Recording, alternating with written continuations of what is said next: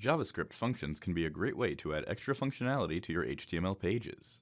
One such example is the IbComposer setCalendarDateRange function, which allows you to set the range of days for a target calendar, depending on a specified date in a source calendar. The function includes the following arguments: the name of the target calendar control, the start and end date for the range. Let's look at an example.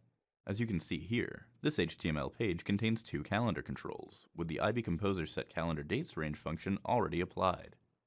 If you switch over to the embedded JavaScript view, you can see that the target calendar is calendar2, which is a control on the HTML page. You can also see that instead of specifying a start and end date, they are defined by variables that change depending on user selections at runtime. Specifically, in this case, the from date value is defined by the date in the source calendar, calendar1, and the to date value is indirectly controlled by the value entered in the text box edit1. In Design View for the HTML page, use the Settings panel to make sure the date format being used matches the one in your data source. Based on the embedded JavaScript in this HTML page, when you enter a number into the text box, the target calendar shows the range of dates.